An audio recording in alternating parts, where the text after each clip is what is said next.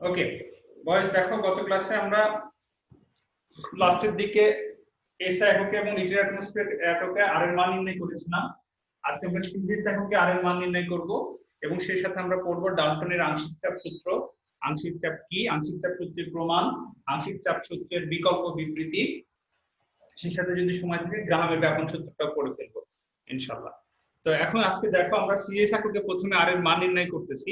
Series এককে আর এর মান দেখো, তোমরা আগে জানো পিভি সমান এনআরটি, তাহলে আর সমান হয় হচ্ছে পিভি বাই এনটি। তো আমরা জানি সিজিএস মানে হচ্ছে সেন্টিমিটার গ্রাম সেকেন্ড, ঠিক আছে। তো সুতরাং আমাদের চাপটা থাকবে সেন্টিমিটার পারদ চাপে, পি ইকুয়াল এখানে 76 সেন্টিমিটার পারদ চাপ, ঠিক আছে। অর্থাৎ সেকেন্ড 76 সেন্টিমিটার পারদের নিচে কোনো বিন্দুতে যে চাপ প্রয়োগ করে সেটাই হচ্ছে তোমার সেন্টিমিটার পারদ চাপ। 76 সেন্টিমিটার পারদ চাপ মানে এখন 76 সেন্টিমিটার পারদ চাপের নিচে মানে কোন একটা তরলের কোন বিন্দুতে চাপ, তোমরা কি জানো চ্যাপ্টার 6 এ পড়েছো 9 এর বইতে, 9 ফিজিক্স এর 9 এর বইতে, P সমান h রো, হ্যাঁ P সমান h রো g। তাহলে এখানে h এর মান হচ্ছে 676, ঠিক আছে, শুধু h এর মান দেওয়া আছে 76।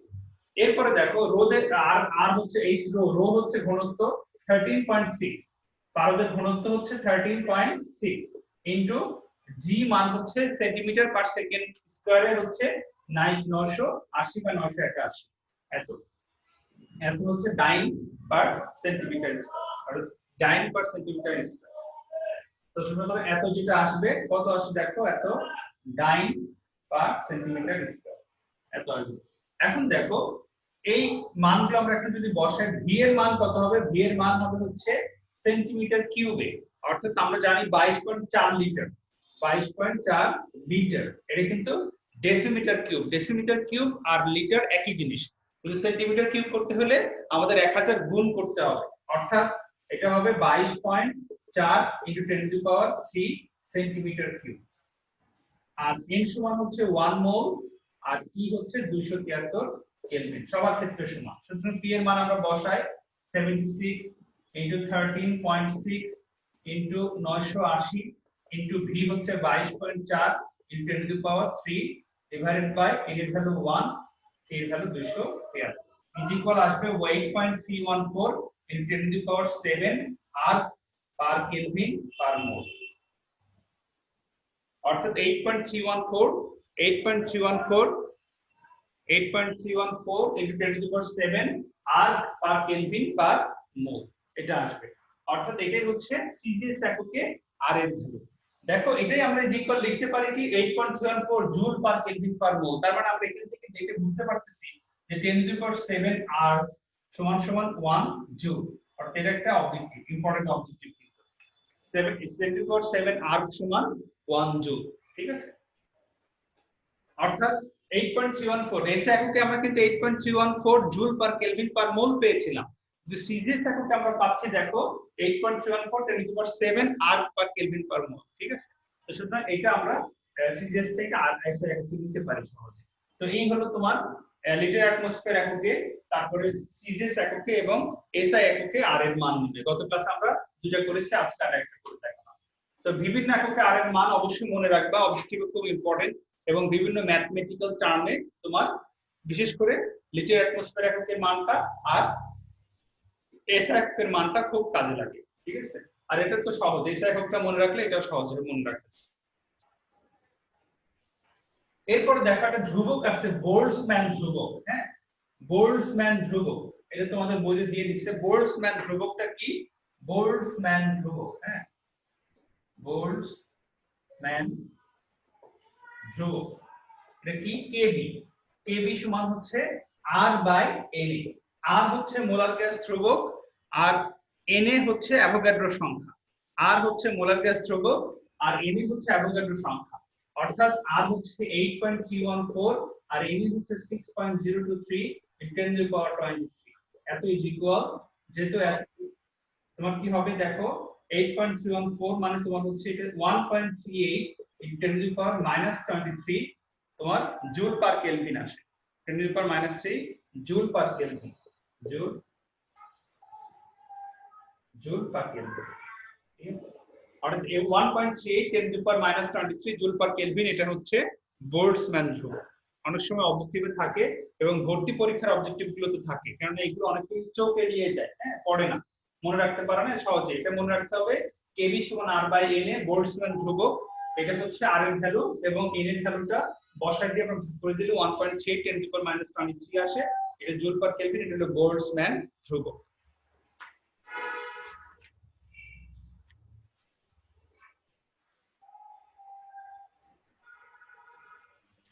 স্যার বোল্টজম্যান ধ্রুবক কি একটা অণুর ক্ষেত্রে না? বোল্টজম্যান ধ্রুবক তুমি এস এককে বের করতে পারো, সিজিএস এককেও বের করতে পারো। ঠিক আছে, সিজিএস এককে বের করলে তোমার 8.314 10 টু দি পাওয়ার 7 দিয়ে ভাগ 6.023 10 টু দি পাওয়ার 23 এই এককেও করতে পারো, কোনো সমস্যা নেই। তবে এই এস এককটা বেশি ইম্পর্টেন্ট, এটাই পরীক্ষাতে থাকে।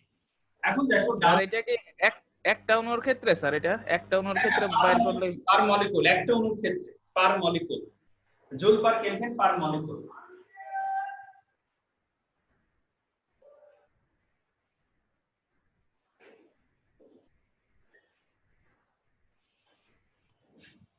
ডাল্টনের আংশিক চাপ সূত্র পড়বো আমরা এখন। ডাল্টনের আংশিক চাপ সূত্র দেখো, আংশিক চাপ কি এটা আগে আমাদের বুঝতে হবে, তারপরে না আংশিক চাপ সূত্র। আংশিক চাপ বলা হচ্ছে যে কোনো গ্যাস মিশ্রণের, হ্যাঁ, পরস্পর বিক্রিয়াহীন নির্দিষ্ট তাপমাত্রায় পরস্পর বিক্রিয়াহীন কোনো গ্যাস মিশ্রণের কোনো একটি উপাদান গ্যাস সম্পূর্ণ আয়তন একাকী দখল করে যে চাপ প্রয়োগ করে তাকে ওই উপাদান গ্যাসের আংশিক চাপ বলে। ঠিক আছে, যেমন তুমি যে রুমে আছো সেই রুমের ভিতরে কি কি গ্যাস আছে? কার্বন ডাই অক্সাইড আছে, অক্সিজেন আছে, নাইট্রোজেন আছে। অর্থাৎ এই যে তিনটা গ্যাস আছে, এই তিনটা গ্যাস ওই রুমের ভিতরে আছে, এখন একটা মিশ্রণ অবস্থায় আছে। এখন যতটুকু অক্সিজেন গ্যাস আছে ততটুকু অক্সিজেন গ্যাসকে যদি আমরা সেপারেট করি, আলাদা করি, করে ওই রুমের মধ্যে ছেড়ে দিই, তাহলে ওই রুমের সম্পূর্ণ আয়তন ওই অক্সিজেন গ্যাস দখল করবে, করে যে চাপ প্রয়োগ করবে সেটাই হবে অক্সিজেন গ্যাসের আংশিক চাপ। সিমিলারলি আমরা নাইট্রোজেনটাকেও যদি ওরকম সম্পূর্ণ সেপারেট করে ওই পরিমাণ নাইট্রোজেন গ্যাস ওই রুমের ভিতরে রেখে দিই, তাহলে পরে ও যে চাপ একাকী দখল করে যে চাপ প্রয়োগ করবে সেটা হবে নাইট্রোজেনের আংশিক চাপ। সিমিলারলি কার্বন ডাই অক্সাইড গ্যাসটাকেও আমরা যদি যে পরিমাণ আছে ওই পরিমাণটাকে ওই রুমের মধ্যে ছেড়ে দিই, তাহলে কার্বন ডাই অক্সাইড সম্পূর্ণ আয়তন একাকী দখল করে যে চাপ প্রয়োগ করবে সেটা হবে ওই কার্বন ডাই অক্সাইডের আংশিক চাপ। তো সুতরাং আংশিক চাপ হচ্ছে নির্দিষ্ট তাপমাত্রায় পরস্পর বিক্রিয়াহীন কোন গ্যাস মিশ্রণের কোন একটি উপাদান গ্যাস সম্পূর্ণ আয়তন একাকী দখল করে যে চাপ প্রয়োগ করে তাকে ওই উপাদান গ্যাসের আংশিক চাপ বলে। আর আংশিক চাপ সূত্রটি হচ্ছে তোমার পরস্পর নির্দিষ্ট তাপমাত্রায় পরস্পর বিক্রিয়াহীন কোন গ্যাস মিশ্রণের মোট চাপ, কোন গ্যাস মিশ্রণের মোট চাপ, একই কথা কিন্তু, নির্দিষ্ট তাপমাত্রায় পরস্পর বিক্রিয়াহীন কোন গ্যাস মিশ্রণের মোট চাপ ওই মিশ্রণে উপস্থিত প্রতিটি উপাদান গ্যাসের আংশিক চাপের সমষ্টির সমান। অর্থাৎ আমরা যদি পাত্রের ভিতরে মনে করি এটা একটা রুম, এই রুমের ভিতরে তোমার ক্লোজ সিস্টেমে মনে করো কি কি গ্যাস আছে? Carbon die oxide, nitrogen, oxygen. অর্থাৎ নাইট্রোজেনের আংশিক চাপ হবে পি নাইট্রোজেন, অক্সিজেনের আংশিক চাপ হবে পি অক্সিজেন, কার্বন ডাই অক্সাইডের আংশিক চাপ হবে পি কার্বন ডাই অক্সাইড, এবং মোট চাপ মনে করি পি, মোট চাপ মনে করি পি। তাহলে আংশিক চাপ সূত্র অনুযায়ী পি সমান P nitrogen plus P oxygen plus P carbon dioxide. অর্থাৎ আরেকবার বলি সূত্রটি, যে নির্দিষ্ট তাপমাত্রায় পরস্পর বিক্রিয়াহীন কোন গ্যাস মিশ্রণের মোট চাপ ওই মিশ্রণে উপস্থিত প্রতিটি উপাদান গ্যাসের আংশিক চাপের সমষ্টি সমান। আংশিক চাপের সমষ্টি সমান, খুব সিম্পল একটা দেখিয়ে সূত্র, কিন্তু ভেরি ভেরি ইম্পর্টেন্ট। এখান থেকে একটা সেম কোশ্চেন সব সময় তোমাদের এই কলেজ পরীক্ষাতে এবং বোর্ড পরীক্ষাতে সব সময় এসে থাকে। অ্যাকসেপ্ট কোশ্চেন সব সময় দেখবা, তুমি বোর্ডের কোশ্চেনে ঘাটলে দেখবা প্রচুর এই আংশিক চাপ সূত্র সম্পর্কিত কোশ্চেন। মোট চাপ, মিশ্রণে মোট চাপ নির্ণয় করো, মিশ্রণে মোট চাপ নির্ণয় করো, বুঝছো? এটা আছে। তো অর্থাৎ আমরা দেখলাম আংশিক চাপ সূত্র কি এবং আংশিক চাপ কি সেটাও আমরা দেখে ফেলেছি। যে আংশিক চাপ সূত্রটা হচ্ছে, আরেকবার বলি দেখো, যে নির্দিষ্ট তাপমাত্রায় পরস্পর বিক্রিয়াহীন কোন গ্যাস মিশ্রণের মোট চাপ ওই মিশ্রণে উপস্থিত প্রতিটি উপাদান গ্যাসের আংশিক চাপের সমষ্টি সমান। এখন আমরা প্রমাণ করব দুটা গ্যাস নিয়ে, বেশি গ্যাস নিয়ে প্রমাণ করব না, তাহলে হযবরলা হয়ে যাবে। যেমন দেখো প্রমাণ, একটা গ্যাস মিশ্রণ আছে, মনে করি এরকম একটা পাত্রে গ্যাস মিশ্রণ আছে। কি গ্যাস আছে? দুইটা গ্যাস, একটা এ গ্যাস আর একটা বি গ্যাস। একটা এ গ্যাস আছে আর একটা বি গ্যাস আছে। হ্যাঁ, এই এ গ্যাস এর মোল সংখ্যা মনে করি Na, আর বি গ্যাসের মোল সংখ্যা হচ্ছে Nb। তাহলে মোট মোল সংখ্যা N ইজ ইকুয়াল কি হবে? Na plus Nb। মোট মোল সংখ্যা N ইজ ইকুয়াল কি হবে? Na plus Nb। এ গ্যাসের আংশিক চাপ মনে করি Pa, আর বি গ্যাসের আংশিক চাপ মনে করি Pb, এবং গ্যাস মিশ্রণের মোট চাপ হচ্ছে P, এবং গ্যাস পাত্রের আয়তন হচ্ছে V। আরো একবার বলি, এ গ্যাস এবং বি গ্যাস দুইটা গ্যাস কি অবস্থায় আছে? মিশ্রিত অবস্থায় আছে। কোথায়? একটা পাত্রের মধ্যে। এ গ্যাস আছে Na মোল সংখ্যক, আর বি গ্যাস আছে Nb মোল সংখ্যক, এবং এ গ্যাসের আংশিক চাপ Pa, বি গ্যাসের আংশিক চাপ Pb, আর মোট চাপ, ওরা যে মোট চাপ তৈরি করছে সেটা হচ্ছে P, আর তোমার মোট আয়তন হচ্ছে, অর্থাৎ পাত্রটির আয়তন হচ্ছে V। এখন আমাদের প্রমাণ করতে হবে P সমান Pa প্লাস Pb। এখন আদর্শ গ্যাসের সমীকরণ অনুযায়ী এই সম্পূর্ণ গ্যাসটার ক্ষেত্রে আমরা লিখতে পারি আদর্শ গ্যাসের সমীকরণ অনুযায়ী, আদর্শ গ্যাসের সমীকরণ হতে PV সমান nRT। অতএব P সমান nRT বাই V, এক নম্বর সমীকরণ। P সমান nRT বাই V, এক নম্বর সমীকরণ। এখন দেখো, আমরা যদি সবগুলো গ্যাসের ক্ষেত্রে, শুধু এ বি দুটো গ্যাসের মিশ্রণের ক্ষেত্রে না নিয়ে শুধু এ গ্যাসটার ক্ষেত্রে বিবেচনা করি, আমরা শুধু এ গ্যাসের জন্য, এ গ্যাসের জন্য কি হবে? এই সমীকরণটা, এক নম্বর সমীকরণটা PA ইজ ইকুয়াল হবে NaRT বাই V। কেননা আয়তনটা সেম, একই পাত্র, এবং Na হচ্ছে এই গ্যাসের মোল সংখ্যা, আর হচ্ছে মোলার গ্যাস ধ্রুবক, এবং এইখানে নির্দিষ্ট তাপমাত্রায়, সূত্রটা আপনাদের বলাই হয়েছে নির্দিষ্ট তাপমাত্রাটাও কনস্ট্যান্ট, নির্দিষ্ট থাকবে। তো সুতরাং আমরা এই গ্যাসের জন্য বলতে পারি PA is equal NaRT by PV, অর্থাৎ PA ইকুয়াল NaRT। তখন আমরা PA পাই, PA is equal NaRT by V, একটা সমীকরণ। আবার বি গ্যাসের জন্য কিন্তু একই সমীকরণ পাবো, অর্থাৎ PB সমান পাবো NbRT বাই V। ঠিক আছে, NbRT বাই V, এটা মনে করি 2 নম্বর সমীকরণ, এটা 3 নম্বর সমীকরণ।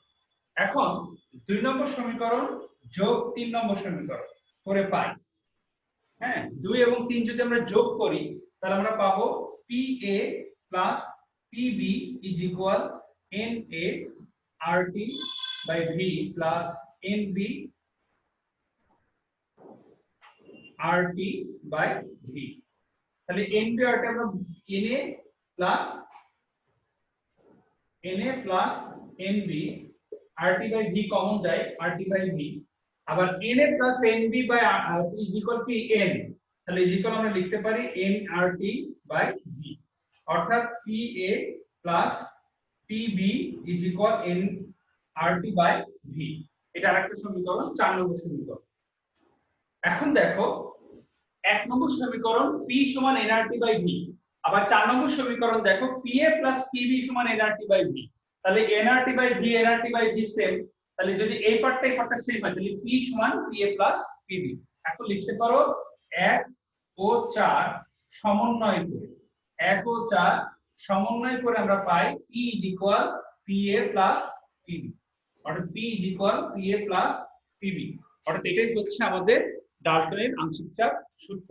অর্থাৎ ওই মিশ্রণের মোট চাপ P ইজ ইকুয়াল A গ্যাসের আংশিক চাপ প্লাস B গ্যাসের আংশিক চাপ, অর্থাৎ নির্দিষ্ট তাপমাত্রায় পরস্পর বিক্রিয়াহীন কোনো গ্যাস মিশ্রণের মোট চাপ ওই মিশ্রণে উপস্থিত উপাদানগুলোর আংশিক চাপের সমষ্টির সমান। এভাবে আমরা প্রমাণ করতে পারি। খুব সিম্পল প্রমাণ, কিন্তু মানে খুব সহজ।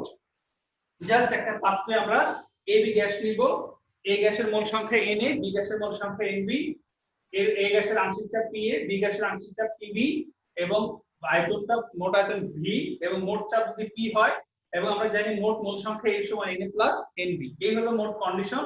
ওইখান থেকে এখন আমরা আদর্শ গ্যাসের সমীকরণ থেকেই সহজেই আমরা প্রমাণ করে দিতে পারছি P সমান Pa প্লাস Pb, অর্থাৎ পরস্পর বিক্রিয়াহীন কোনো গ্যাস মিশ্রণের মোট চাপ ওই মিশ্রণ উপস্থিত উপাদানগুলোর আংশিক চাপের সমষ্টির সমান। খুব সহজে আমরা প্রমাণ করে দিতে পারতেছি। এবং এই সমীকরণ থেকে কিন্তু আমরা একটা ডাল্টনের আংশিক চাপের সূত্রের বিকল্প বিবৃতি আমরা পেতে পারি। হ্যাঁ, বিকল্প বিবৃতিটা দেখো কেমন করে পাই।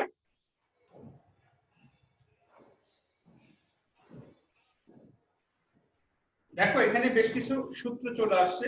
এই যে পি এ সমান হচ্ছে N A R T by V. এখন যদি আমরা 2 সমীকরণ ভাগ 1 নম্বর সমীকরণ করে থাকি, আর 2 নম্বর সমীকরণকে 1 নম্বর সমীকরণ দ্বারা যদি ভাগ করে থাকি, তাহলে পরে আমরা দেখো কি পাই। দেখো পি এ ভাগ P is equal N R T by V into V by N A R T. তাহলে ভি ভি কাটা, আর আর কাটা, টি টি কাটা, থাকলো কি শুধু n বাই এন এ। না, এন এ তো উপরে থাকবে, এটা তো 2 ভাগ হচ্ছে N A R T, N A N R T, এটা ভুল হয়েছে, এন এ বাই এন থাকবে, এন এ বাই এন। অর্থাৎ পি এ বাই পি সমান N A R T by V ভাগ V N R T by V. অর্থাৎ এখানে into দিয়ে উল্টায় যাবে, উল্টায় ভি উপরে চলে আসবে, এন আর টি নিচে চলে আসবে। তো ভি ভি কাটা, আর টি কাটা, থাকে শুধু এন এ আর, থাকে শুধু এন এ আর আর। ঠিক আছে, তো সুতরাং এখানে এন এ বাই এন থাকবে। তাহলে আমরা এন এ বাই এন সমান আমরা জানি এক্স এ। এক্স এ কি? এক্স এ হচ্ছে মোল ভগ্নাংশ, এক্স এ হচ্ছে মোল ভগ্নাংশ। মোল ভগ্নাংশ কাকে বলে? বলা হচ্ছে পরস্পর বিক্রিয়াহীন কোনো গ্যাস মিশ্রণের কোনো একটি উপাদানের মোল সংখ্যা এবং ওই মিশ্রণের মোট মোল সংখ্যার অনুপাতকে ওই উপাদান গ্যাসের মোল ভগ্নাংশ বলে। ওই অর্থাৎ মোল ভগ্নাংশটা হচ্ছে কোন একটি উপাদানের মোল সংখ্যা ডিভাইডেড বাই মিশ্রণের মোট মোল সংখ্যার অনুপাত, তাহলে আমরা মোল ভগ্নাংশ পাবো। তেমনি আমরা যদি পিবি এর ক্ষেত্রে বলি তাহলে এনবি বাই এন আসবে। এই গ্যাসের ক্ষেত্রে যদি আমরা 3 নম্বর সমীকরণকে 1 নম্বর সমীকরণ দ্বারা ভাগ করি, তাহলে আসবে হচ্ছে PB by P is equal XB. ঠিক আছে, অর্থাৎ এই সমীকরণটা আমরা লিখতে পারি এখন হচ্ছে P A is equal x A into P. অর্থাৎ এই গ্যাসের মোল ভগ্নাংশ ইনটু মোট চাপ, মোল ভগ্নাংশ ইনটু মোট চাপ।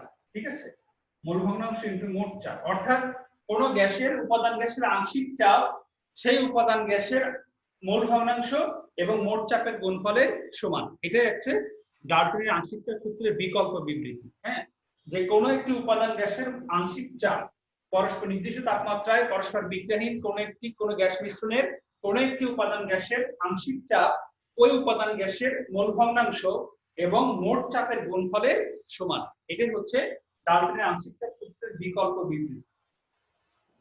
ওকে, তাহলে বয়স মোল ভগ্নাংশ কাকে বলে আমরা বুঝলাম। মোল ভগ্নাংশ হচ্ছে পরস্পর বিক্রিয়াহীন কোনো গ্যাস মিশ্রণের কোনো একটি উপাদান গ্যাসের মোল সংখ্যা এবং মিশ্রণের মোট মোল সংখ্যার অনুপাতকে ওই উপাদান গ্যাসের মোল ভগ্নাংশ বলে। আর তোমার সেই মোল ভগ্নাংশ ইনটু মোট চাপের গুণফলটা হচ্ছে সেই উপাদান গ্যাসের আংশিক চাপের সমান। অর্থাৎ পি এ সমান এক্স এ ইনটু পি। তাহলে বি গ্যাসের জন্য আমরা পাবো পিবি সমান এক্স বি ইনটু পি। ঠিক আছে, ঠিক 3 নম্বর সমীকরণকে 1 নম্বর সমীকরণ দ্বারা ভাগ করলে আমরা পাবো পিবি সমান xb ইনটু পি। অর্থাৎ এটা সহজে বোঝা গেল, বা ডাল্টনের আংশিক চাপের বিকল্প বিবৃতিটা বোঝা গেল কি, যে কোন একটি উপাদান গ্যাসের আংশিক চাপ ওই উপাদান গ্যাসের মোল ভগ্নাংশ এবং মোট চাপের গুণফলের সমান। এটাই হচ্ছে ডাল্টনের আংশিক চাপের বিকল্প বিবৃতি, আংশিক চাপ সূত্রের বিকল্প বিবৃতি। তো এই হলো মোটামুটি আমাদের ডাল্টনের আংশিক চাপ সূত্র সম্পর্কিত থিওরি। হ্যাঁ, এখন মনে করো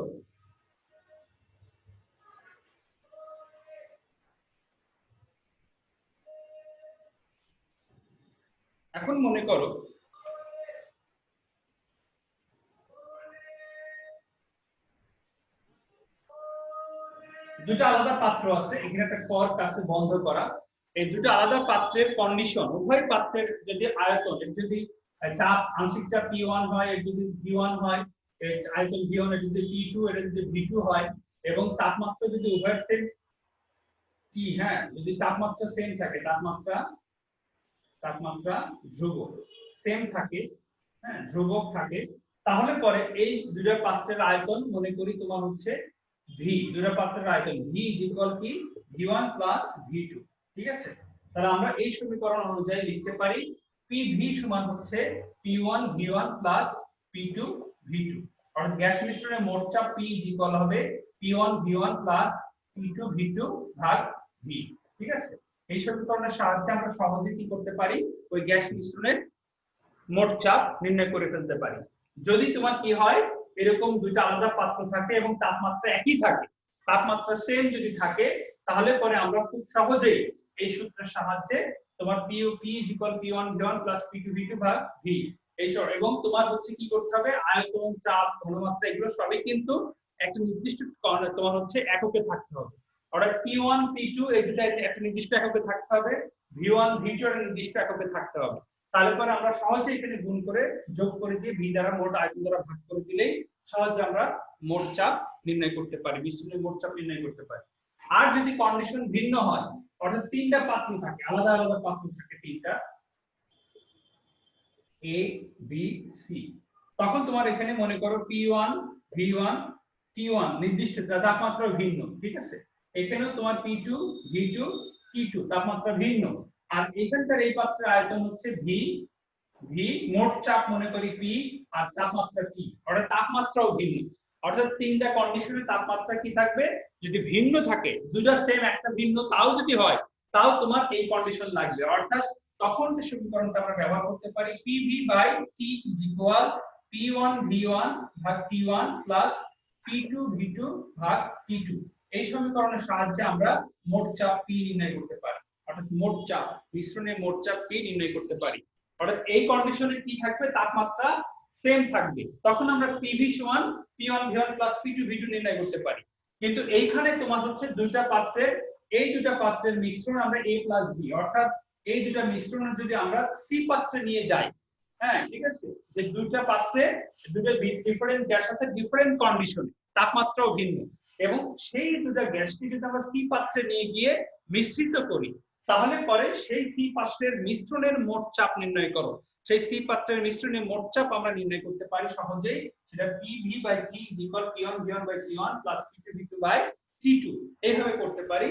তাছাড়াও আমরা কি করতে পারি, দুটারই গ্যাসের যদি আংশিক চাপ নির্ণয় করতে বলে আলাদা করে, তাহলে আমরা আলাদা করে আংশিক চাপ, অর্থাৎ PV by T equal P1 V1 by T1, এখানে P1 নির্ণয় করব, আবার PV by T equal P2 V2 by T2 সমান P2 নির্ণয় করব, তারপরে P1 প্লাস P2 যোগ করে দিব, তাও আমরা মোট চাপ নির্ণয় করতে পারি। অর্থাৎ আংশিক চাপ আলাদা করে নির্ণয় করতে পারবো, এবং আংশিক চাপ দ্বয় নির্ণয় করে খুব সহজেই আংশিক চাপ দুটো যোগ করে দিলেই আমরা মিশ্রণের মোট চাপ নির্ণয় করতে পারি। এখানেও তাই, আংশিক চাপ যদি আলাদা করে নির্ণয় করতে পারো তাও হবে, আংশিক চাপ দুটো আলাদা করে নির্ণয় করে, অর্থাৎ PV সমান P1 V1, আবার তোমার হচ্ছে PV সমান P2 V2, তোমার এইভাবে করে P1 P2 নির্ণয় করে P1 P2 যোগ করে দাও, তাও তোমার মোট চাপ তুমি সহজে নির্ণয় করতে পারবা, খুব সহজে।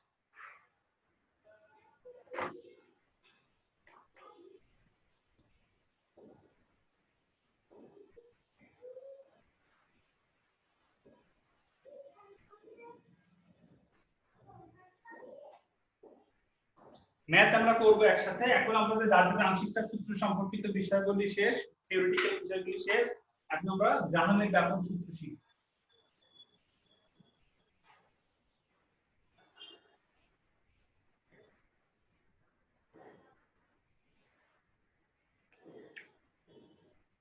গ্রাহামের ব্যাপন সূত্র আগে আমাদের ব্যাপন নিঃসরণ কি সেই জিনিস দুটো আগে জানতে হবে, ঠিক আছে। ব্যাপন নিঃসরণ কি তোমরা 9 এ ভালোভাবে শিখে আসছো, যে ব্যাপন হচ্ছে তোমার হলো কোনো কঠিন তরল বা বায়বীয় পদার্থের স্বতঃস্ফূর্তভাবে এবং সমভাবে চারিদিকে ছড়িয়ে পড়ার প্রক্রিয়াকে ব্যাপন বলে। আর নিঃসরণ হচ্ছে সরু ছিদ্র পথে কোনো গ্যাসীয় পদার্থের উচ্চ চাপের অঞ্চল থেকে নিম্ন চাপের অঞ্চলে সজোরে বেরিয়ে আসার প্রক্রিয়াকে নিঃসরণ বলে। অর্থাৎ সরু ছিদ্র চাপ, তার মানে নিঃসরণ এবং ব্যাপনের মধ্যে পার্থক্য এখানে করতে হবে, অনেক সময় 2 নম্বরের হিসেবে আসে। তারপরে তোমার হচ্ছে ওই যে কার ব্যাপন হার বেশি এবং কার ব্যাপন হার কম, সেটাও তোমার শিখতে হবে। ব্যাপন হার কি, মানে একক সময়ে কি আয়তন, কত আয়তন বের হয়ে যাচ্ছে, বা একক সময়ে কত আয়তন ব্যাপৃত হচ্ছে, বা একক সময়ে কত আয়তন নিঃসৃত হচ্ছে, সেটাই হচ্ছে ব্যাপন হার। অর্থাৎ ব্যাপন হার R is equal V by T, ঠিক আছে। অর্থাৎ কোন গ্যাসের ব্যাপন হার মানে হচ্ছে R is equal V by T। সুতরাং আমরা এইভাবে বলতে পারি যে কোনো গ্যাসের ব্যাপনহার মানে একক সময়ে কোনো গ্যাস কি আয়তনের হ্রাস পাচ্ছে, একক সময়ে কি আয়তন হ্রাস পাচ্ছে সেটাই হচ্ছে ওই গ্যাসের ব্যাপনহার। ঠিক আছে, এবং ব্যাপন এবং নিঃসরণের মধ্যে পার্থক্য আবার বলতেছি পড়বা, বইতে আছে 2 নম্বর হিসেবে, সহজে পড়ে রাখবা। এবং কোন গ্যাসের ব্যাপনহার কিসের উপর নির্ভর করে? সেই গ্যাসের ভর এবং ঘনত্বের উপর ডিপেন্ড করে, ভর এবং ঘনত্বের উপর ডিপেন্ড করে। ভর যত বেশি হবে ব্যাপনহার তত কম হবে, আর ভর যত কম হবে ব্যাপনহার তত বেশি হবে। এটা তোমরা 19 এ শিখে আসছো। এবং তোমরা দেখেছো যে দুইটা প্রান্তে HCl এর দ্রবণ, এক প্রান্তে তুলা HCl দ্রবণ, আরেক প্রান্তে অ্যামোনিয়া গ্যাস দ্রবণে যদি তোমার হচ্ছে দুটো তুলা রাখা হয় কোনো দুই মুখ খোলা তোমার হচ্ছে কাঁচনলে, তাহলে সাদা ধোঁয়াটা HCl এর দিকে তৈরি হয়। কেন? HCl এর আণবিক ভর 36.5 আর অ্যামোনিয়া গ্যাসের আণবিক ভর 17। সেটা অ্যামোনিয়া গ্যাসের আণবিক ভর কম, তাই অ্যামোনিয়া গ্যাস খুব দ্রুত ব্যাপৃত হবে আর HCl ধীরে ধীরে ব্যাপৃত হবে। সেই জন্য HCl এর দিকে সাদা ধোঁয়াটা, অ্যামোনিয়া প্লাস HCl দিকে করে অ্যামোনিয়াম ক্লোরাইডের যে সাদা ধোঁয়া, সেই সাদা ধোঁয়া HCl এর দিকে তৈরি হয়। তো এটাই হচ্ছে অর্থাৎ বিষয় যে কোনো গ্যাসের ব্যাপনহার সেই গ্যাসের ঘনত্ব এবং ভরের উপর নির্ভরশীল। ঘনত্ব বা ভর যত বেশি হবে ব্যাপনহার তত কমে যাবে। তো এই হলো ব্যাপনহার সম্পর্কিত বিষয়গুলো আমরা শিখলাম। এখন সূত্রটা কি? সূত্রটা হচ্ছে নির্দিষ্ট তাপমাত্রা এবং চাপে কোনো গ্যাসের ব্যাপনহার ওই গ্যাসের ঘনত্বের বর্গমূলের ব্যস্তানুপাতিক। আবারও বলি, নির্দিষ্ট তাপমাত্রা এবং চাপে কোনো গ্যাসের ব্যাপনহার ওই গ্যাসের ঘনত্বের বর্গমূলের ব্যস্তানুপাতিক। অর্থাৎ সূত্রটা আমরা লিখতে পারি কোন গ্যাসের ব্যাপনহার R is proportional 1/√d যখন T ও P স্থির, যখন T ও P স্থির। অর্থাৎ স্থির তাপমাত্রা এবং চাপে কোন গ্যাসের ব্যাপনহার ওই গ্যাসের ঘনত্বের বর্গমূলের ব্যস্তানুপাতিক। ঠিক আছে, এটাই হচ্ছে ডাল্টনের গ্রাহামের ব্যাপন সূত্র। এটা হচ্ছে গ্রাহামের ব্যাপন সূত্র। এই গ্রাহামের ব্যাপন সূত্রের সাহায্যে আরেকবার আমরা করতে পারি, কোন একটি নির্দিষ্ট গ্যাসের ব্যাপনহার যদি R1 হয়, কোন একটি নির্দিষ্ট গ্যাসের ব্যাপনহার যদি R1 হয় এবং এই গ্যাসের ঘনত্ব যদি T1 কে সমানুপাতিক ধ্রুবক নিলাম √d1। অপর একটি গ্যাসের ব্যাপনহার মনে করো R2, তাহলে ওই গ্যাসের ঘনত্ব মনে করো D2। তাহলে আমরা লিখতে পারি R1 ভাগ R2 √d2 ভাগ d1। ঠিক আছে, R1 ভাগ R2 √d2 ভাগ d1। অর্থাৎ R1 এক নম্বর সমীকরণকে এই সমীকরণ দ্বারা ভাগ করলে এটা চলে আসবে, মানে R1 ভাগ R2 অর্থাৎ এই দ্বারা √d2 উপরে চলে যাবে, d1 নিচে চলে আসবে। তাহলে কে কে কাটা, সমানুপাতিক ধ্রুবক কাটা। সুতরাং R1 বাই R2 √d2 ভাগ d1। এখন দেখো ঘনত্বের সাথে আণবিক ভরের সম্পর্ক, অর্থাৎ ডাল্টনের আংশিক চাপ সূত্রের আণবিক ভরের সাথে সম্পর্ক নির্ণয় করতে পারতে হবে। কিভাবে আমরা নির্ণয় করতে পারি? খুব সহজে আমরা জানি ঘনত্ব D কি, ভর বাই আয়তন। ঘনত্ব হচ্ছে ভর বাই আয়তন। আবার কোন গ্যাসের যদি তোমার কি হয় তাপমাত্রা এবং চাপ যদি স্থির থাকে তাহলে আয়তন সেম। হ্যাঁ, একই পরিমাণ গ্যাসের আয়তন কি হবে? সেম হবে। ওই যে স্থির তাপমাত্রা এবং চাপে সকল গ্যাসের মোলার আয়তন সমান এবং তা 22.4 লিটার, অর্থাৎ আয়তন সমান। স্থির তাপমাত্রা এবং চাপে সকল গ্যাসের মোলার আয়তন সমান এবং তা 22.4 লিটার। এটি অ্যাভোগাড্রোর তৃতীয় অনুসিদ্ধান্ত। তৃতীয় অনুসিদ্ধান্ত অনুযায়ী আমরা এটা জানি। সুতরাং এক মোল গ্যাসের ক্ষেত্রে যদি হয় তাহলে আমরা যদি তাই সেই গ্যাসের এক মোল গ্যাসের ভর মানে আণবিক ভর m ডিভাইডেড বাই তোমার মোট আয়তন v, মোট আয়তন v, এবং v কিন্তু সেম থাকবে। তাহলে আমরা নির্দিষ্ট একটা গ্যাসের ক্ষেত্রে মনে করি a গ্যাসের ক্ষেত্রে তোমার আয়তন হচ্ছে এই ঘনত্ব d1, তাহলে আণবিক ভর তার হচ্ছে m1 হবে, আণবিক ভর ভিন্ন ভিন্ন হয় m1 আর v হলো চেঞ্জ। তাহলে d2 কি হবে? কোন অন্য একটি গ্যাসের ক্ষেত্রে ঘনত্ব d2 হবে সেই গ্যাসের আণবিক ভর m2 ভাগ v। v সেম থাকবে, কেন? নির্দিষ্ট তাপমাত্রা এবং চাপে সকল গ্যাসের মোলার আয়তন সমান। সুতরাং v1 v আর v সেম থাকবে। তাহলে আমরা এই সমীকরণ অনুযায়ী d2 ভাগ d1 যদি করি, অর্থাৎ এই সমীকরণটাকে এই সমীকরণ দ্বারা ভাগ করে দিই, তাহলে আমরা পাবো v কাটা m2 ভাগ m1, m2 ভাগ m1। তাহলে আমরা এখানে লিখতে পারি R1 ভাগ R2 √d2 ভাগ d1 m2 ভাগ m1, অর্থাৎ m2 ভাগ m1। ঠিক আছে, অর্থাৎ R1 ভাগ R2 √m2 ভাগ m1। খুব সহজে আমরা পেয়ে যাচ্ছি। তো সুতরাং আমরা লিখতে পারি এই সমীকরণ থেকে R is proportional 1/√m যখন P ও P স্থির। অর্থাৎ গ্রাহামের ব্যাপন সূত্রে কিন্তু আরেকটা বিবৃতি আমরা দিয়ে দিতে পারি কি, যে কোনো গ্যাসের ব্যাপন হার স্থির তাপমাত্রা এবং চাপে, স্থির তাপমাত্রা এবং চাপে কোনো গ্যাসের ব্যাপন হার ওই গ্যাসের আণবিক ভরের বর্গমূলের ব্যস্তানুপাত। আরেকটা বিবৃতি আমরা দিয়ে ফেলতে পারি, ঠিক আছে, যে ঘনত্ব না, এখন আমরা কি করলাম, আণবিক ভর নিয়ে চলে আসলাম, যে কোনো স্থির তাপমাত্রা এবং চাপে কোনো গ্যাসের ব্যাপন হার ওই গ্যাসের আণবিক ভরের বর্গমূলের ব্যস্তানুপাত। অর্থাৎ গ্রাহামের ব্যাপন সূত্রের সাথে আণবিক ভরের সম্পর্ক যদি নির্ণয় করতে বলে, তোমাকে এইভাবে গ্রাহামের ব্যাপন সূত্র লিখে আণবিক ভরের সাহায্যে এইভাবে আলাদা করে সূত্রটা প্রতিপাদন করে নিয়ে আসতে হবে তোমাকে। স্যার ডিটা কি জানো স্যার? ডি হলো ঘনত্ব, ডেনসিটি। ডি হলো ডেনসিটি, ঘনত্ব। ওটা রো দিয়ে দিতে পারতেন স্যার। হ্যাঁ, একই, মানে একই জিনিস, একই সূত্র, একই রকম। অর্থাৎ আবার দেখো R1 সমান সমান কি, যদি একই আয়তন বের হয়ে যায় তাহলে সেই ক্ষেত্রে R1 সমান কিন্তু V1/T1 আর R2 V2/T2। আবার V যদি সেম হয় তাহলে VV কাটা যায়, তাহলে R1/R2 T1/T2, ঠিক আছে। তো সেই ক্ষেত্রে T1 T2 এর ক্ষেত্রে একটা সম্পর্ক চলে আসে, আমরা ভাবে নির্ণয় করতে পারি। তার মানে আমরা R1/R2 বলতে পারি R1/R2 D2/D1 M2/M1 T1/T2। এইভাবে আমরা নিয়ে আসতে পারি T1/T2। অর্থাৎ সম্পর্ক থেকে আমরা সহজে ম্যাথ তৈরি করতে পারি। কোন একটি উপাদান গ্যাসের, মনে করো তোমার ব্যাপন হার এবং দুটারই ব্যাপন হার দেওয়া আছে। একটা X গ্যাস, মনে করো যে হাইড্রোজেন গ্যাসের ব্যাপন হার দেওয়া আছে, হাইড্রোজেন গ্যাসের ক্ষেত্রে তোমার ব্যাপন হার দেওয়া আছে, এবং X গ্যাস তারও ব্যাপন হার দেওয়া আছে, তাহলে তোমার X গ্যাসের আণবিক ভর নির্ণয় করো, ঠিক আছে। হাইড্রোজেন গ্যাসের ব্যাপন হার দেওয়া আছে, X গ্যাসের ব্যাপন হার দেওয়া আছে।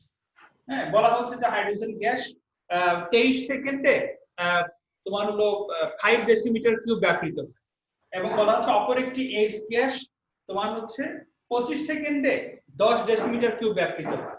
তাহলে X গ্যাসের আণবিক ভর নির্ণয় করো। তখন তুমি কি করবা, R1 V1/T1 দিয়ে R1 বের করবা, R2 V2/T2 দিয়ে R2 বের করবা। এখন হাইড্রোজেন গ্যাসের আণবিক ভর হচ্ছে 2, তোমার যদি R1 যদি হাইড্রোজেন ধরো তাহলে M1 2, তাহলে M2 সহজে বের করে ফেলা যায় এভাবে, ঠিক আছে। তো সুতরাং আশা করি পারবা। তো বয়স দেখো, আজকে আমরা গ্রাহামের ব্যাপন সূত্র সম্পর্কিত বিষয়গুলি শিখলাম। ডাল্টনের আংশিক চাপ সূত্র, ডাল্টনের আংশিক চাপ সূত্রের প্রমাণ এবং ডাল্টনের আংশিক চাপ সূত্রের বিকল্প বিবৃতি, এগুলো আমরা করলাম। এবং সিজেস এককে আর এর মান নির্ণয় করেছি। 1.52 মিনিট আছে, সুতরাং তোমাদের কোনো কোশ্চেন থাকলে করতে পারো। কোশ্চেন আছে? স্যার ওই যে R = V/T দিয়ে কি বুঝিয়েছিলেন স্যার? R = V/T একদম উপরে। এটা ওই যে স্যার না, T ও P স্থির এটার উপরে। R = V/T না? জি স্যার, এটা দিয়ে কি বুঝিয়েছিলেন? এটা তোমার হচ্ছে ব্যাপন হার। ব্যাপন হার কি বলা হচ্ছে, একক সময়ে কত আয়তন ব্যাপৃত হচ্ছে, কোন গ্যাসের একক সময়ে কত আয়তন কমে যাচ্ছে, সেটাই হলো ওই গ্যাসের ব্যাপন হার, ঠিক আছে। অর্থাৎ R = V/T, মানে একক সময়ে কি পরিমাণ আয়তন হ্রাস পাচ্ছে সেটাই, অর্থাৎ আয়তনকে সময় দ্বারা ভাগ করলে আমরা ব্যাপন হার পেয়ে যাব, ঠিক আছে। যেমন এখানে আমি বললাম না যে মনে করো একক সময়ে, মনে করো হাইড্রোজেন গ্যাস 5 মিনিটে বা 5 সেকেন্ডে মনে করো তোমার 10 ডেসিমিটার কিউব ব্যাপৃত হচ্ছে, তাহলে তোমার কি হবে, R1 = হবে হচ্ছে V1, অর্থাৎ 10/T1 প্রাইম, এটা হবে তোমার হচ্ছে R1। আবার মনে করো X2 হচ্ছে তোমার হচ্ছে 8 সেকেন্ডে তোমার 12 ডেসিমিটার কিউব ইয়ে হয়ে যাচ্ছে, ঠিক আছে। তাহলে হচ্ছে R2 = কি হবে, R2 = 12/8। তার মানে আমরা R1 R2 এইভাবে বের করতে দিতে পারি, ঠিক আছে। কোন একটা গ্যাসের ক্ষেত্রে R1 R2 এইভাবে বের করে নিতে পারি। তো বয়েস লেস দেন 1 মিনিট। সবাই ভালো থাকো, সুস্থ থাকো, বাসায় থাকো। আল্লাহ হাফেজ। আসসালামু আলাইকুম স্যার। ওয়ালাইকুম আসসালাম। আসসালামু আলাইকুম স্যার। ওয়ালাইকুম আসসালাম।